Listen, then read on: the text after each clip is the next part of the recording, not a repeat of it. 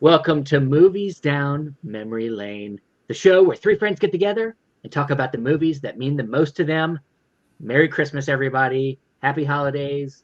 Not, we this will be the last show of the year, so I didn't quite. This was my pick, so I didn't quite pick a Christmas movie, but I think this movie really fits in to the holiday season anyway. I think it's really nice. So we'll get into that. But of course, I'm here with my two friends here, Andrew Cabral and Dan Skip Allen. How you guys doing? I'm all right. Yeah, same here. Cool. Same here. It's been a week. I don't know what it is about the last part of the year. I get incredibly anxious about like the last part of the year, as if there's a ticking clock and like the year's ticking down. So I want to like fit as much stuff that I wanted to do this year within that time frame. Ironically, where this movie talks about time and certain aspects of it, so Sure. We'll get into all of that. But yeah, it's the holiday season. It seems to be a little hectic and stressful for many people. Usually how it goes. Dan, didn't seem like you were as great. What's going on, buddy? Busy, man, working 2 jobs the last 3 days. Yeah. So it's been kind of busy and just trying to watch screeners, and just then I have to fit in watching this before the show tonight. So it's kind of busy. Plus, I have a cat right now. Obviously, yeah. What's the cat's name? His name is Booger. Booger. Booger. So inspired by the great character from the Revenge of the Nerds movie. Nah, he's real slippery. Ah, okay. Sometimes he can be a little. I mean, that's not what boogers are like, but I mean, whatever. They tend to stick to things. Yeah. He's very sticky. He seems to be sticking to you. He won't take no for an answer on a nap now. We're take a nap. I have a cat the same way, but he's learned to not bother me if I'm down here doing this, talking. He can't hear anything that I'm talking to, so he's just talking to this screen. He's kind of learned to not come up here and bother me. Sometimes he'll come around me, and I have to pet him for a second and shoo him away. But like, he doesn't jump up here. He knows this is Daddy's area. He wants to take a nap. This guy wants to take a nap. Right. Well, let him sleep on you. But let's not sleep on the movie that we're talking about tonight, which is the 2013 film About Time. And not in that way, not in that sense, not like it's about time. It's like literally about time, which sounds like a movie that was written for Andrew Cabral, because literally he mentions the passing of time in every some episode, form or fashion. Yeah, everything. Every one of the. If you ever talk to Andrew, the first thing he'll be like, "Hey, I haven't seen you in a while. It's just like yesterday," or like, "Man, it feels like this week is." Time is a thing for him. So a movie that's literally about time, and it's called About Time. It's right up his alley. But if you don't know the film, it stars Domhnall Gleeson, the son to great actor. What's his first name? Brendan Gleeson. Thank you, Dan. And then we have Rachel McAdams, and then we have a whole slew of other actors. Bill Nighy is kind of the other main notable actor in the film that plays Domhnall Gleeson's father.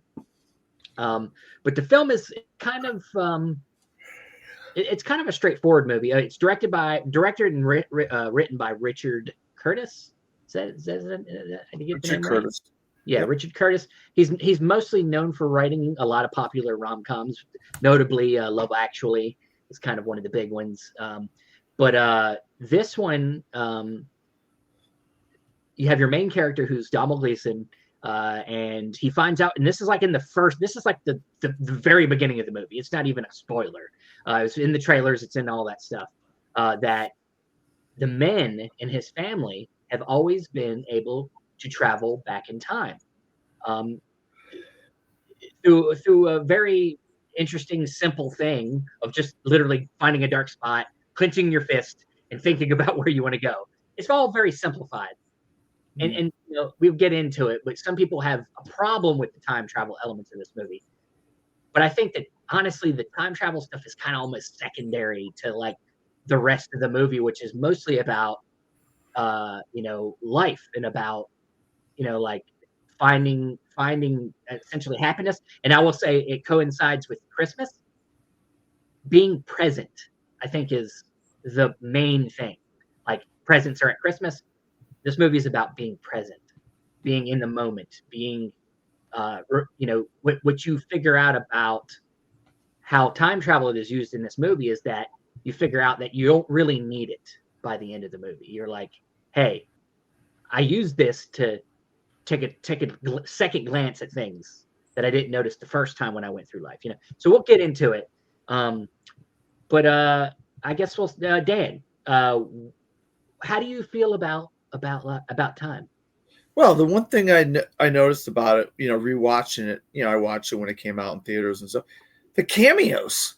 I mean, look at the thing. Richard Griffiths, Vanessa Kirby, Margot Robbie. When you watch this the first time, you don't know who these people are. Now they're people that we know who they are because they've been in major movies. They're stars, or they've been in like major franchises or something like that. It's like, holy crap, Richard Griffiths, Margot Robbie, Vanessa Kirby. Also, was it Richard E. Grant is in one scene? Richard E. Grant's in a cameo. Yeah. Along with the other actor too. What's the other actor's name that's in the play? Yeah, Richard. The older actor. Is that no? Yeah, there's two of them. From Harry Potter. Yeah. Both of them are, well, yeah. Is that the name of the other actor? Richard? Yeah. Griffiths. Griffiths. Okay. Yeah, I know he passed recently. Harry Potter. Yeah, he's one of the Harry Potter people that has. He was the one that played the dad, the Dudley. Yeah, exactly. Yeah. Yep. Yeah. Dudley Dursley's the father, Dursley. Yeah, and I say, wow, I didn't realize all these people were in this movie until you rewatch, because you knew already Rachel McAdams, Domhnall Gleeson, and then the other thing. And Domhnall Gleeson wasn't even a known commodity yet. Yeah. I mean, he had kind of just coming on into his own at that time too. Yeah. Obviously we knew his father, Brendan Gleeson. But the other thing is this, it's like, wow, what a freaking great power to have. I definitely go back in time and do a few things that I would love to, or fix a few things that I regret. There's a few, I guess people would consider loose rules when it comes to this. We'll get into it. But so yeah, you liked it when you first saw it? Oh yeah, I liked it when I first saw it. I mean, it's, you don't get a lot. I mean, these days, hindsight is 20/20. These days, there just isn't a lot of good. I mean, a lot's even pushing it. There's not many good rom-coms at all anymore. And this is like in the 2000s where there was more rom-coms than there are now. Sure. And it was a relatively good one, and now it's like, wow, man, you just watch this. It's like, you're telling me somebody can't come up with, like, I just watched Ella McKay last week, and it's like, yeah. And then, oh my God. Well, I think this is for every movie, not just rom-coms, but I think particularly like rom-coms, which can be grouped into comedy and stuff. A lot of what it is about, what makes them things good, is the casting, is the chemistry, is the things like that. And I think a lot of times movies like this, maybe they have a good script, maybe they don't, but even if they do, if you don't have the right actors in play, and sometimes the right filmmaker making it who can kind of drive, because I think the main goal of a director is to get great performances, not necessarily the visuals that you think that directors have. A lot of that's the cinematographer. I mean, let's be honest. But when you're talking about getting performances out of actors, working with people, collaborating, that's the director's job. And sometimes you just don't got the right players in play. And I think that this particular movie, though not everybody was well known yet, you had Rachel McAdams, who was already known, mixed in with a lot of unknown and people that, kind of just playing bit roles. It just all kind of falls into place, I think, perfectly. And I think Domhnall Gleeson, especially with being the lead, is so kind of, in a way. Well, he's so unknown at this point, and I think even to now, it plays to his benefit because, and it almost to me he almost feels like a what's the actor like a Tom Hanks, like he almost has that very like everyman charmingness to him that a Tom Hanks would bring. Even like a Ben Whishaw, if you want to go British, she's kind of like like you think about Ben Whishaw being like the nice guy. Yeah, but is he playing in a lot of lead? Is he leading? No, Oh, so that's an even more obscure reference. I don't think a lot of people know who Ben Whishaw is. I saw him in a movie called Peter Hujar's Day, and it's like that's the guy that plays James Bond's gadget guy, right? Yeah, Hey, he's cute, but he's also the voice. Paddington and the voice of Paddington. Yeah. I know who he is, but he's not really leading movies. No, but he should be. It's the type of guy that would be a lead guy today if he got a chance at something like this. You know, a more recent person that fits, I think, his mold is Jack Quaid. Jack Quaid. You know, he's got that. He's got that.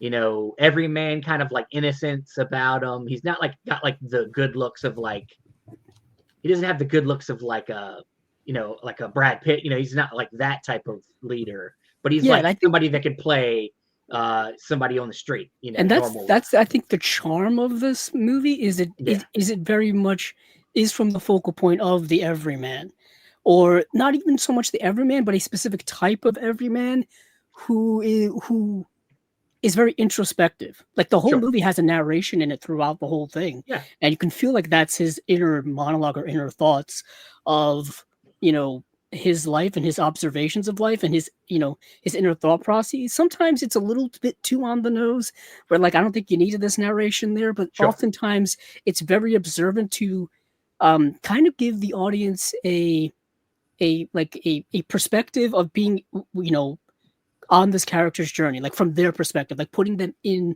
the movie themselves, which I think is really nice. I think that's what really makes this movie incredibly personal are those aspects of it. And the fact that it's so, the themes of it are so, I think, real world-esque. Like who wouldn't want to go back and change certain moments, even things that you did, you know, an hour ago or things you did minutes ago, how you replay your introduction into people's lives. Like, you know, sometimes you bumble, you stumble, you're socially awkward. It's like, damn it, if only I like said this instead of that, or did this instead of that. Even those small moments, this movie, you know, plays on that idea. What I really liked about it upon the rewatch is the fact that you don't really need this large sci-fi world explanation of how time travel works, because it's not really the point.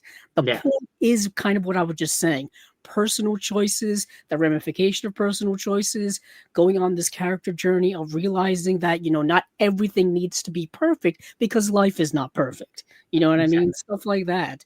And of course you get the whole personal story within the film as well, which is very much a tearjerker, which Richard Curtis is known for, kind of playing with audiences' emotions and stuff like that, which we've talked about here in various movies and whatnot. And yeah, I hadn't seen the movie probably in 10 years. I was looking at my Letterboxd. The last time I logged it was February of 2015, which was several lifetimes ago. Talk about time. Talk about time. And Donald Gleason, at this time when this movie came out, this was before I think anybody knew who he was. He hadn't really done much. Like this would be before he would be in Star Wars. This would be before he would be in anything. He had some appearance. He had a couple appearances in Harry Potter. That was after this. Because I think that was before this. No, because Harry Potter ended before this. Yeah, he was in Harry Potter. Deathly Hallows Part 1 and Part 2 as Bill Weasley. But after this, he was in that indie movie Frank, which I don't think anybody remembers. I do because I have it and I love that movie. I watched it twice in one day because Michael Fassbender is Frank with this big old plastic head on, this lead singing of a band. That's a fun movie. I remember that. He's in, of course, Ex Machina for me, I think was his like kind of that's kind of the breakout movie. That was the breakout for me. Yeah. And then after that, he's in Star Wars: The Revenant, and then I'm just looking at his IMDb right now. And you know, he still works up to this day. But I think Rachel McAdams, like you guys said, had already been in a bunch of things in the 2000s. Of course, She was the in Mean big kind Girls. of romantic lead at Mean this Girls. time. Yeah, Mean Girls. Well, more notably, what's the Ryan Gosling one? Nope, The The Notebook. Notebook. That's the big one. You know? She was in Wedding Crashers, which even to this day people still talk about. Yeah. But she's such an interesting aspect of this movie for the Donald Gleason character, because at the heart of the movie is, like you guys said, is kind of that romantic, portion of the movie. Well, he says it at the beginning. Like, I mean, like he asked when his dad asks him, when his dad first tells him about the gift, he's like, look, we're not going back in time to kill Hitler or anything. No, we can't do that. You have to go back within your own life. And so, like he says, after his dad explains, he's like, this gift was always going to be used for love. It's not going to be used for personal gain, like making money or any. I mean, even though his dad kind of talks him out of it at first. He's like, what do I do? He's like, well, your grandfather tried that and see how good that turned out. Yeah, and like your great uncle tried it led to ruin.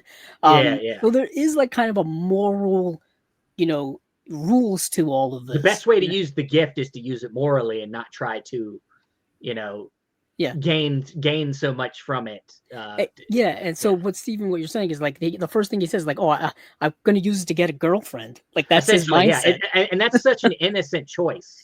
Yeah, and you have to keep in mind that he's like, I believe he just turned like 21 or 21, something. yeah. So this is a young man's mindset here. You know what I mean? So it's like, what's a young man's priorities?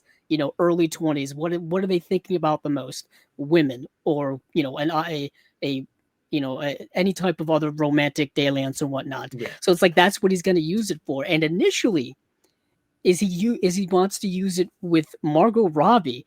Talk about someone who no one knew at the time, because this was the same year that she had her breakout role in Wolf of Wall Street, coming out of absolutely if you saw nowhere. Wolf of Wall Street and you saw what you saw in that movie, and then you saw her in this movie, you're like, damn it, God, you're missing out so much dollars. Yeah, and I mean, she went on to be, a massive international star, and so she's in the movie very briefly, but she is kind of like his pinnacle idea of lusting after a woman or whatnot. Like even from the moment he sees her, it's like he has that awestruck moment. Yeah, his time he spends with her, he spends like a summer with her. She stays at their house. It's almost like a Ingmar Bergman film, kind of like, oh, I spend the summer with this girl, and it's like Summer with Monica. It's an Ingmar Bergman movie. Exactly. And he's just kind of like, and it's interesting. He's kind of he starts playing with the idea of moving through time, because what we understand is he can, like Stephen said, you can only move backwards within your life, and you can only go back to moments that you've been in directly, pretty much. Yeah. So just a brief synopsis of the rules.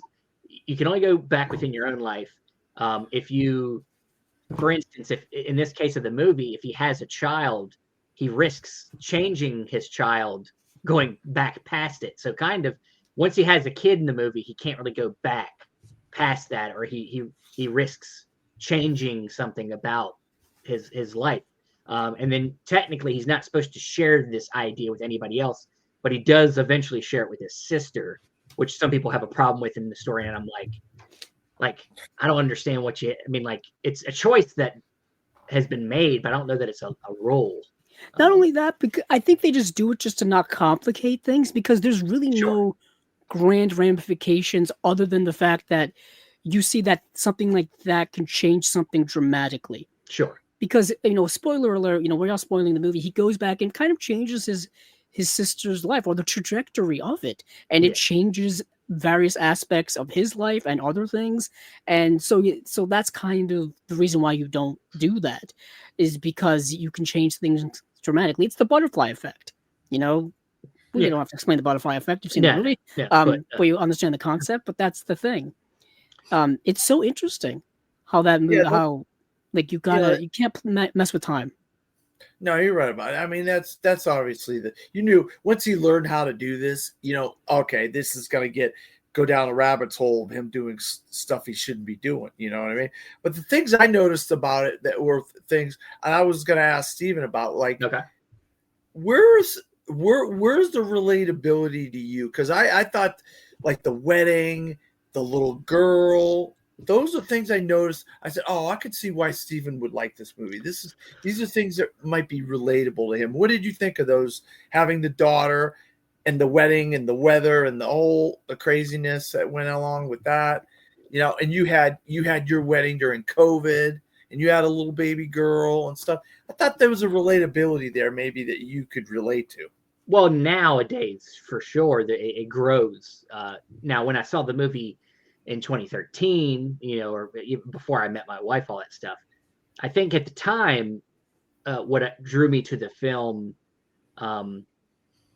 was just the idea, and this is still, I think, the prime thing that draws me to the film, is just this idea of, just being present, being, like, as they say, stop and smell the roses. Like, people, we go through life like just trying to get by and like kind of rushing through things, but there are a lot of moments where we could take the time, and it's not easy. If I had time travel, yeah, I could go back and replay the day like he does in the movie and look at it differently. But it's something good to always keep in your mind. And I think that when I saw this movie, it really opened my eyes to the fact that little small things that I do could have a big effect on somebody's life. Whether it's being nice to the cashier, or, like, you should never take all that for granted. Anything you do could have a ripple, any little thing. And so I think that the small things. Yeah. This movie plays the small things up as being the most important things. And I think that that's just a great lesson and a great attitude to have towards life, is to not take any of it for granted. It's not easy, but it's a good mindset to try to have. And I think that time, I was in my late 20s when this came out, so like I'm kind of in a place where I'm like, I'm a little lost in my life. I'm working, I'm getting by, but I'm not really, I don't have a lot of direction. Like I said, I hadn't met my wife yet. A couple more years later, God, I don't meet my wife until 2019. So it's like, I think for me, even to today, it's about this movie's outlook on life and about how it just kind of has that really positive. I love this movie because it's almost like, it's a cozy movie. I call this like a cozy movie. It's like, really, it's a life affirming movie. I would kind of had the opposite effect on that. Really? I don't mean to cut you off, Dan, but No, go ahead. Not the opposite effect, but this movie is incredibly emotional, specifically towards the end. I think the movie kind of rattles you emotionally. But and see, this is I think it depends on your outlook on the subject of death. I think that's what you're leaning towards. Yes, but I think there is a bittersweetness to that end. But I think it's life affirming, because I think we have to, when it comes to death, we have to all come to the realization that that's the end for all of us. So there is no getting around it. So if you have the mindset that as the movie goes in, it's like, well, don't take life for granted. Use it, look at every moment. It does play into that. Doing that, then we're living our life to the fullest. Very much so. I mean, to cherish every single moment, I think, is an optimal theme throughout the movie, specifically towards the end. I mean, because like you're saying, Stephen, this movie does play on the idea of how does time travel work regarding death. You know what I mean? If there's somebody very close to you that passes away and you have the ability to time travel back to before that event happens, how does that work? And the movie plays on that, and that you can do it over and over again, but sometimes something's going to happen in your present that's going to affect that. And the movie the movie plays on that with the idea of new life. So playing on the idea between new life and death very interestingly. This idea that you have to let new life happen in order to let death happen as well. Very interesting. So for those of you who haven't seen the movie, or for those of you who have, what I'm talking about, is that the Bill Nighy character, who I thought Bill Nighy was excellent in the movie. I've always loved Bill Nighy as an actor. Yeah. Like, I think he's great in like every single role I've seen him in. And he's great in this movie as the father who is kind of guiding his son oftentimes throughout the movie. He pops in every now and then, and he's going to pass away, and Domhnall Gleeson's character keeps going back to visit him after he's passed, and he's got to eventually sever that connection because he's going to have a new child, and once like Steven said, once you have a new child, you can't go back past that point, or else you can dramatically change events. So it's incredibly hard for the Domhnall Gleeson character to do that. And for anybody who's experienced loss in real life, not movie loss in this case, but like that's incredibly, traumatic thing to work your way through grief, emotion, and all of that. And the movie's very much commenting on, not severing that tie, but moving onward with life in a way. Because the movie, like you said, Stephen, does kind of play on those ideas of like letting life continue without time travel. If anything, he got to do it the best way anybody else could. His dad died, and he still had a chance to actually kind of slow it until he realized that he couldn't do it anymore. Because that was because that's what I was alluding to. I was going to ask you. Do you think his dad knew what? Like, he was kind of pushing him away from Margot Robbie. Do you think he knew where his son's life was going? I guess it's possible that he's already lived way ahead of where Domhnall Gleeson is.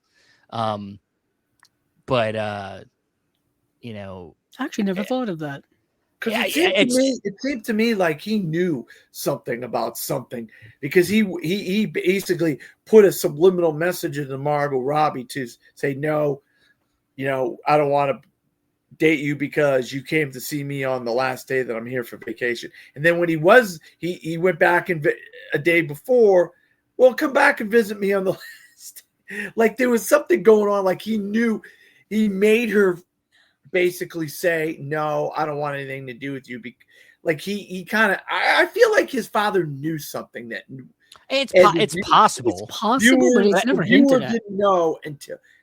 Didn't know about until later, I think it's possible, but I also think that because his father is the person that was built up in the movie, I don't think he would have messed with his son's life trajectory like that, especially when it comes to love. Like if it was the path he was going to take, it was he that's why, it's his gift now. He also has the gift now. So it's like, he's got to let him, unless something happens to him that, like in the sense of like death or something where he can't change it himself. I don't think his dad's going to interfere in his love life. And that does lead to kind of another kind of almost side theme.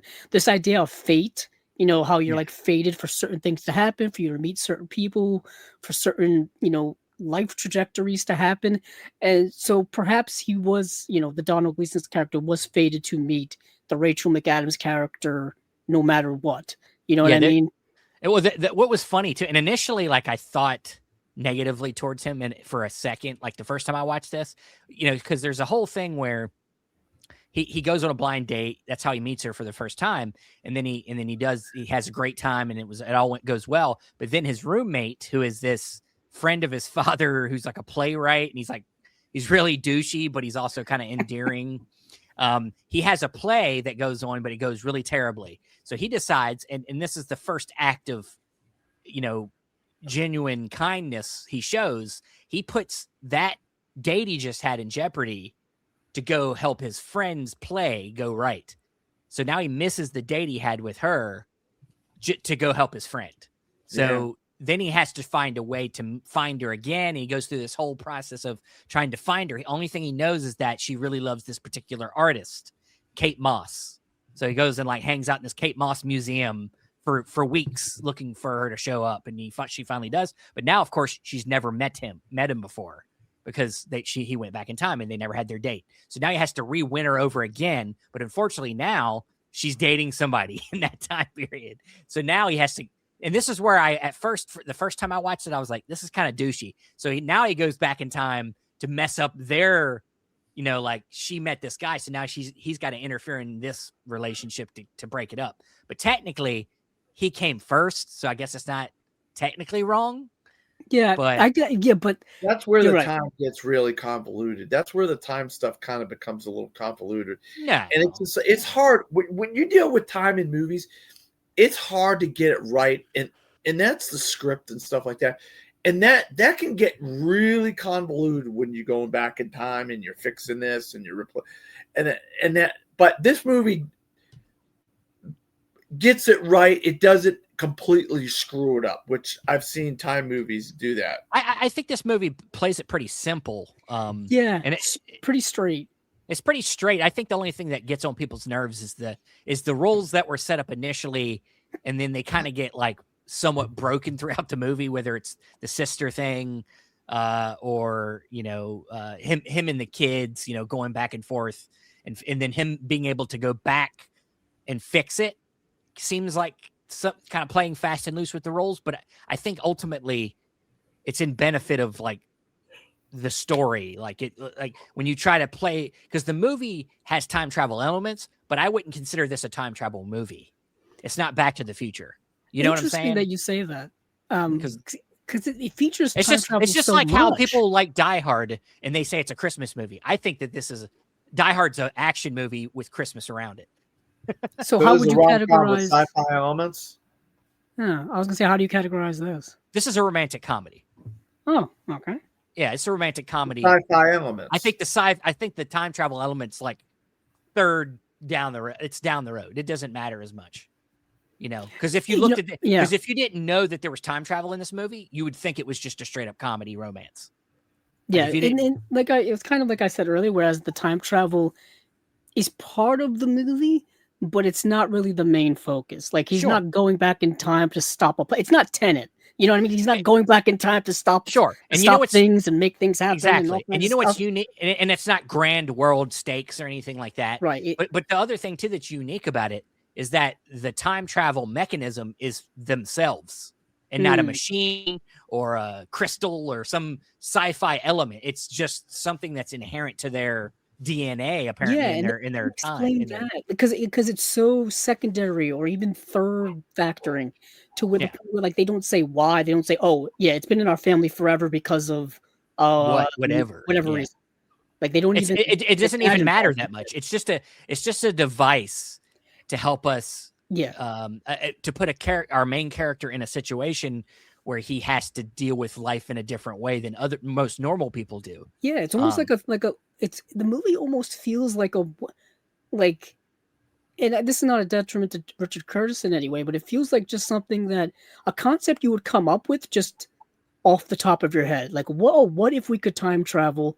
What would we do? You know what I mean? Oh, when I was young, I'd be using it to get, a significant other. I'd be going. You know what? Another movie that plays yeah. with this idea, kind of like something that people say out, like you said, thing that somebody just says in its everyday life. What women want. Oh, yeah. Well, Mel Gibson now can hear women think. What if we had that? What? Yeah. What if we could do that? What if I could read people's minds? Well, women's minds specifically. Or in that specific case, but just in general. But yeah, it's like what would I do? Like, what would it be like? And they don't play that particular. I mean, they do give it a little bit of an origin where he gets electrocuted and it just somehow gives him an ability, but like it doesn't play it up too much. It just ends up becoming a part of the story. But it's more about the characters and what the characters go through, and not necessarily the mechanism that leads them to this. It's more about what the character experiences rather than how he experiences it. You know what I mean? Because then the movie builds from there, like the relationship between he and Rachel McAdams. What's a great scene in the movie is the scene where, like, years later, like he and Rachel McAdams are already in a relationship, they're living together, and he stumbles upon Margot Robbie's character again. Yeah. And he's matured to the point now where she's not the epitome of his desires anymore. You know what I mean? He has a more strong, stable, mature, adult, you could say, connection with Rachel McAdams. So therefore, he's able to resist Margot Robbie essentially throwing herself at him. And that in that moment, he's like, this is a life milestone. I have to ask Rachel McAdams now to marry me because I've just Well, my final test has been completed. I mean, You know? honestly, you're really not batting very low if your Rachel McAdams is already waiting for you back at your True. apartment. But I'm just also, saying, like, yeah, you're exactly. but From our also as a perspective, it's like man, you win either way, my man. You well, I was know? like, I mean, if you just, I mean, to have that you know, ability to restrain himself also is great. But also, if you think about it this way, well, she's inviting me in. I've already won. I've done it. Now I know that I could have her, but now I don't have to because I have Rachel Right. McAdams back. Because I have something more meaningful, way more meaningful, special to me, more powerful. something that's going to last beyond tonight. You know? Yeah, so he's matured, through his experiences, which is a whole other philosophical thing. How we, this idea that we grow as human beings because of our experiences in life. Yeah. That's the way kind of you're supposed to. I guess that's how life really goes. At least it's supposed to go. So the movie's playing on so many different levels, and the movie itself aesthetically almost feels like an ethereal dream sometimes. And the fact that like it's so small and so focused, it's only around his character and even where his parents live feels like this secluded area, like out in the woods, like apart from London and apart from the city. So even then, the movie feels so secluded and so isolated. And the movie is also dealing about isolation. Like he presumably, from what we understand, is he and his father are the only two people that can do this. Well, I don't know about that. It only goes through his family. I think the uncles got the ability. It's just because if you look at the uncle, unless he's got dementia or something, I don't know. But it seemed like the uncle at various things doesn't remember certain things, and you have to remind him who people are and whatever. And I'm thinking maybe that has to do with him going back and forth in time himself, because he's a male and he's the brother of the father, right? Is he the brother of the father? They never say. I was going to say he might just be the refer to him brother as of the the uncle. He might be the brother of the wife, which okay. then would If that's the exclude case- him from the gift. Yeah, you're right. But he seems a little odd and like there's something going on with him. I don't know. I think he has like a mental disability or something. Yeah. So, You can clearly tell that I believe he lives with them and they probably take care of him. I mean, they don't really get into that, but you can kind of tell because he's always there every time he visits his parents. Yeah. All right. Yeah, I think I believe I want to say he's probably the wife's brother. But that was his character kind of plays. I haven't really thought too much about his place in the film, but I did love the scene where he's like, greatest day of my life was when your dad told me he loved me. And I like he doesn't remember a lot of things, but he remembers that. Yeah. That's Right. that's a lot because there are certain heavily emotional things like that you remember. You know what I mean? Like powerful moments like that. Yeah, I mean they've talked about those in various fantasy sci-fi movies of like anchor moments or something like that, or specific places in time that are significant enough that it's stuck there permanently. And I think we have those a lot in our lives as well. And so that plays on that, but that's a small part of the movie. But good call, Stephen. Good call. Yeah, I mean, there's tons of moments in this movie that just called me, and it just I mean the music too. The music has got this kind of like, I think it plays into like what you were talking about how the movie feels. Like it's kind of got a kind of small focus, even though that some of the movie even takes place in London. Like it still feels very intimate. It kind of makes me think about, there's a lot of piano music. It's very kind of slow moving and methodical. And I just, I mean, there's some moments where it heightens up and stuff with the music, but it's a very low key score. And I it's got a great theme. That's the whole dreamlike scenario of the movie, because the movie is kind of almost fantasy-like. The idea of love, time, like the fairy tale sense of love and whatnot. I mean, it's not quite Princess Bride, which is the kind of more straight fairy tale, but it's got that same vibe to it. And like some people might look at this movie and they'd be like, "Oh, well, the main character is like obviously from like a rich family."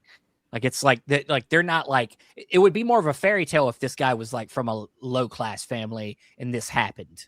You know what I mean? It would It's be a like little Aladdin-esque. that's what I'm saying. Like it would be that would make it more of a fairy tale. This is more Mm. of just a movie that wants to talk about something, and you could have made it about somebody from a different race. It wouldn't have mattered, like just sitting Yeah, it. because I think the themes are so universal. They're universal. Yeah. It's just a choice, and I think for the type of characters that maybe he wanted to write in the script, this just worked.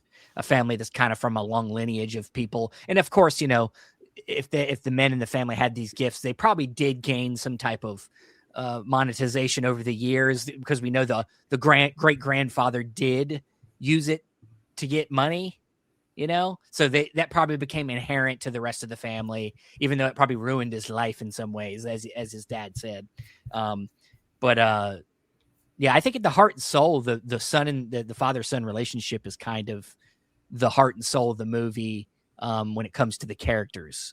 That's what I got out of it. I mean, you really got a father-son relationship in this movie, and that's always really important to me as well. We talked about that with Field of Dreams, which was another one of my picks, and yeah, I think obviously what the great chemistry between the two, and the obvious, like, how he brought up his son is they're thinkers. They both are they think about what they do before they do it, and so, like the father's been essentially living life twice for a long time. He's been able to go back, read, as he said, I read a lot of books, so he's like just kind of being able to live life longer than most people would be able to, just because he can travel back in time. Yeah, I mean, I'd love to be able to go back in time and just do things that I could, like, keep all the stuff that I had back in the 80s when I was a kid, keep all the baseball cards, keep all the comic books, keep them all in pristine condition, keep all the toys. Dan would have ran this. He would have tried to, like, gamble and stuff. He would have tried to he would have been Biff with the almanac. Trying to get all the money. Get all the money. Bet on the Patriots. Bet on the Red Sox when you're not supposed to bet on the Red Sox. Yeah, if you'd have got that 2004 year, you would have been. I would have had the FBI down on me. How did you know? How did you get every pitch? Yeah. That temptation would always be there. Sure. I think, to do all that, because I think the toys, though, in the comics and the baseball cards and stuff, they couldn't have. You couldn't have gotten in trouble for that. If you kept the stuff that you had as a kid, kept it in wrappers, kept it in boxes, kept it in pristine condition, that sort of stuff, you there's no way, because your mom and dad bought you that stuff. I would have to tell my brother, Dave, don't worry. 40 years from now, we're going to be rich. Just do not. That's a long time to wait. Don't open this stuff, David. Let's keep it in boxes. 40 years from now, we're going to be rich. You just have to play the long game, keep all our toys in packages and keep our comic books in perfect bags and boards in pristine condition, and get every baseball card. Don't sell my baseball card collection and keep it, because I had, like, cards going back to the 70s at that point, but that would have been I've always said that if I went back in time, I go back to the 60s, because there's so many great collectibles that were. And plus the 63, what a great year. I just feel like 63 would have been a great year to go back in time. I wouldn't waste my 20s as much. If I had the mind I have had more in my 30s, I wouldn't have wasted as much time in my 20s. I feel like I wasted a lot of time. I mean, there was some good stuff in there, but, like, God, I'd have been hustling more in my 20s. Trust me. I definitely would have. I would have not gotten sidetracked and got into coaching sports, and I would have really tried to focus on my film criticism career at a younger age, and that might be more beneficial for me today. Well, yeah, that's part of what this movie. Like I said, it makes you really think about, what we do, the day-to-day things, the little things.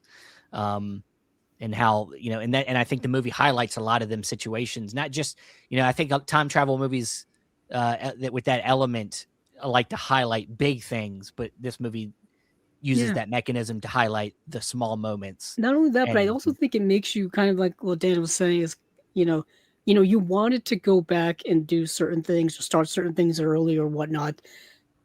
But some of those things are not too late. And there's the small aspect of the movie that is the thing with the sister is this idea that she has, you know, she's got a bad relationship. She's got an alcohol and substance abuse issues. And those are things that can be fixed in the moment. You know what I mean? Obviously, it would have been better had it been fixed earlier. But in the movie, it plays on the idea like, you know, even though Donald Gleason can't go back, because he does go back and fix that.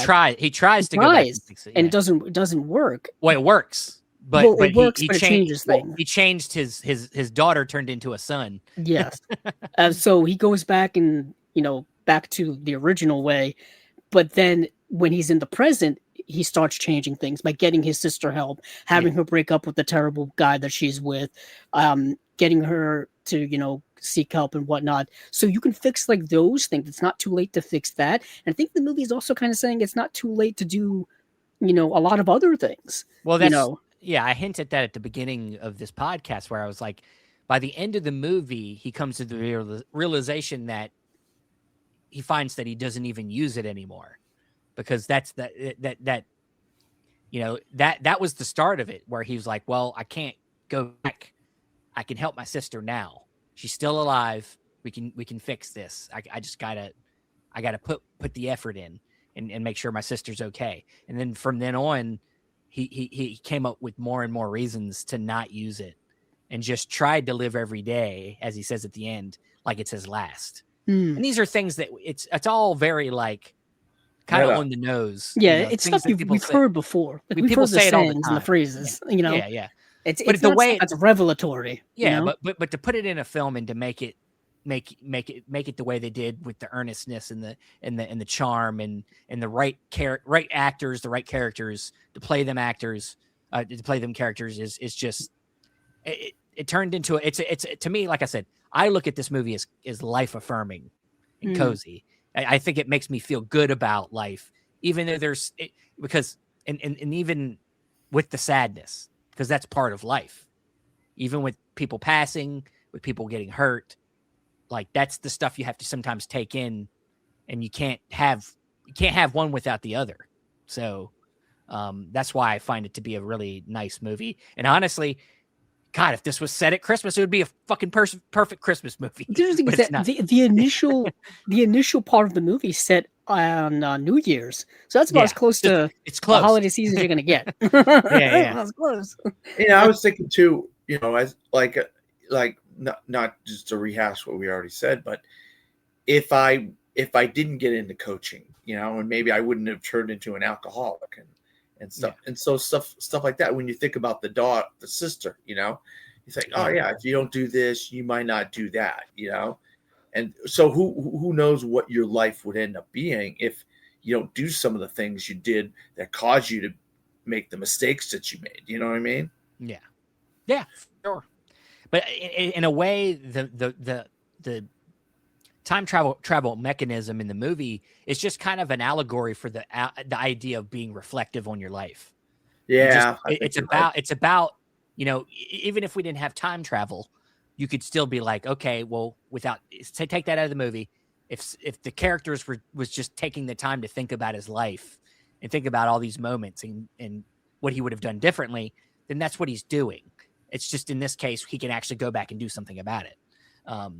So I think that's a clever idea, and the way that the movie deals with it is I think a lot more subtle and clever than I think people give it credit for. And honestly, I didn't realize people like this movie as much as I do, because the you know, it's got a pretty high rating on IMDb. I know that's not the end all be all, but like it's like a 7.8. That's pretty high for a romantic comedy. The cynical land of IMDb. It's also pretty well rated on Letterboxd too. I remember when did it come out again? 2013. Maybe it was on the back end of at the movies, because they had multiple hosts at the time. I remember somebody, either it was Ben Mankiewicz and Ben Lyons were doing it at that time, or A.O. Scott and somebody was doing it. But they reviewed it, and it got really good reviews. They really thought it was a good movie. Because I remember watching. Maybe it was Richard Roper at the time. I can't remember, but I watched it and I'm thinking, yeah, these guys are smart. They know what they're talking about. This is not a movie that takes itself too lightly. It's got some serious moments to it. The time travel means something, and like you said, it was a reflective tool to be reflective of your past and the things you did and what the father. Obviously, you didn't get a lot of the father, but you could tell there was something about the father. Yeah, I mean, he was, to me, he's the safe place. Anytime he needed like his dad was always there to talk with him. Yeah. And he just oozes. Bill Nye oozes wisdom. He's like he's the wise father you want to come back to when you have a problem, and he might have been a good say the right Dumbledore. Richard, if what's his name wasn't true, he would have been a good Dumbledore. I think I liked him as Dumbledore. Well, he did play a character in Harry Potter. No, I know he did. He played he played the Minister of Magic, the vampire. Yeah, later on in the series, he replaces the Minister. Yeah. I maybe I don't know if he's got quite the whimsy that the actual Dumbledore is supposed to have from the books. But yeah, I mean, he's a good actor. I mean, I'm sure he loving when what was it, In Memory, or in what was it called, the Rashomon remake or something? Where was it?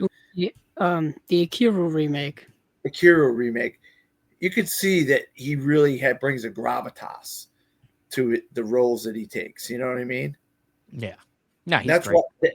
That's why he was so good in this. I really did he brought a gravitas to this role in this movie that made it a little bit more like not as much as comedy as a drama. It's more of a drama than a comedy. Even though it was a rom-com because it's a relationship movie, but he was just like you said, the grounded character in the movie that really meant something.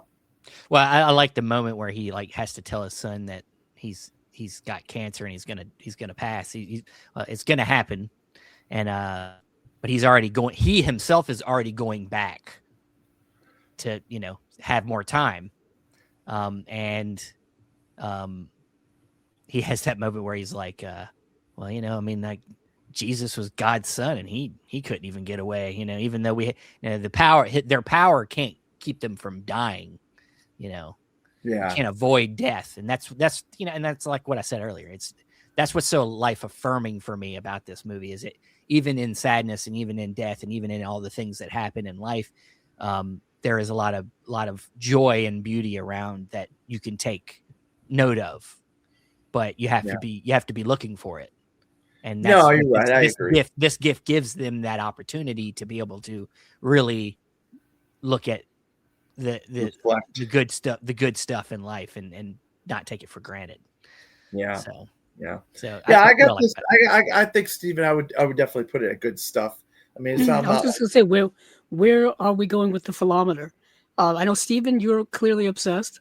Yeah, I mean, look, it's not the same kind of obsessed as like something else that I'm, I would consider more intellectual or something that I'm like I can have really long conversations and still, like Inception or something like that. It's like something I really love on different levels. But I think when it comes to enjoyability and how it makes me feel, this movie will always bring feels to me every time I watch it. Every time I watch it, there'll be multiple moments in the movie where I feel something, and that's the most I'll ever want. That's like that's the prime thing about going to the movies and watching cinema. That is the most important thing to me, is being able to feel something when I watch it.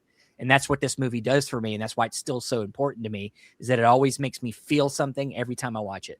And the worst thing a movie can do is make you feel nothing. I mean, or be boring.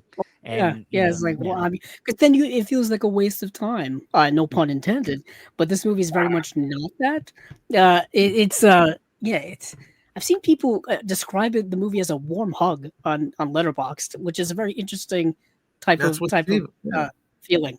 But yeah, About Time, for me, it's definitely good stuff. I'm not quite at the obsessed level because, like I said, I hadn't seen it in 10 years. I think the reason why is because the movie is incredibly emotional roller coaster for me. dealing with time, dealing with death, two things that I ruminate on way too often, let alone to have a movie that combines both of them in such an emotional way. I don't want to be exposed to it too much. It's like hitting a root nerve. But yeah, the movie it definitely still holds up too. For a movie that came out 12 years ago now, it's still really, really meaningful. Yep. Well, that is it for this Movies Down Memory Lane. I meant to point this out at the beginning. Why in the hell is Andrew wearing the same shirt as me? Yeah, I was going to say, we are wearing the same shirt. I mean, I can't tell if it's gray exactly and black flannel. It's the memo for the gray and black flannel. I mean, I can tell you this. On my end, this shirt's more sepia tone than it is black and white. Okay. Gotcha. It's Mine yours is more straight up black and white. Okay, so mine is technically a little different because it's like a sepia tone, like kind of a dark tan. Prison? Were you guys in a 1950s prison movie or something? Sometimes you feel like it. But you're gonna take big rocks and make them into little rocks. Samuel L. Jackson from Django. Yep. But that is it for this walk down memory lane on Movies Down Memory Lane. Next time, Andrew, we'll be in the new year, and it'll be Andrew's pick. What are we talking about next time, Andrew? So we will be kind of in the same time zone as I don't know what it is about movies from 2010s. I guess we just hit us really hard. Me and you specifically are picking a lot of because this is when our prime time when we were becoming movie fans. Kind of cutting our teeth in movies, really. Yeah. Going back to also 2013, I believe, or that 2013-2014 corridor is the movie Her with Joaquin Phoenix, the Spike Jonze I haven't seen this film. One since it came out, so I can't wait to watch it. This movie really hit me hard when it came out. Talk about a movie that was hitting me on a very personal level in terms of things that I ruminate on constantly. The idea of human connection and isolation and the ever search for meaningful connections in life. Spike Jonze does not direct a lot of feature films. He's only directed like 3, maybe Bing John Malkovich, the adaptation, and this movie. Everything else, if you look at his IMDb, is mostly. I was going to say, did he do Where the Wild Things Are? I think he did Where the Wild Things Are. Yeah. So 4 movies, but I don't think he's directed a feature film since this one. I don't think so. I was looking at his IMDb, and it's all like shorts, music videos, commercials, things like that. Yeah. But Her is a movie that definitely had a meaningful impact to me back when it came out. So we will be getting into that in 2 weeks' time. Awesome. Yeah, I haven't seen that one since it came out. So I can't wait. Talk about a trip down memory lane. For sure. I mean, literally. Yeah. I've seen it a couple times since it came out, but okay. It's a huge movie. I'll tell you that. I know a lot of people that it's one of their favorites. Okay. It's weird to me. Well, we will check it out in a couple weeks, guys. Thanks, everybody that was here with us tonight. And anybody joining us on audio, please subscribe to either the podcast feed or the YouTube channel. Of course, you got Chasing Labels. We have the Unwatched pile coming up. Pay attention to Blu-ray reviews. Every month we typically get a new batch of Criterions that we get to talk about. And this week, tomorrow night on the 21st of December, we have the new episode of Movie Mutations dropping, the Christmas episode where we mutate Home Alone, the classic Christmas film. So be ready for that. All right. Well, that's it for tonight. And, we'll see you in the new year. Happy holidays, everybody. Movies down.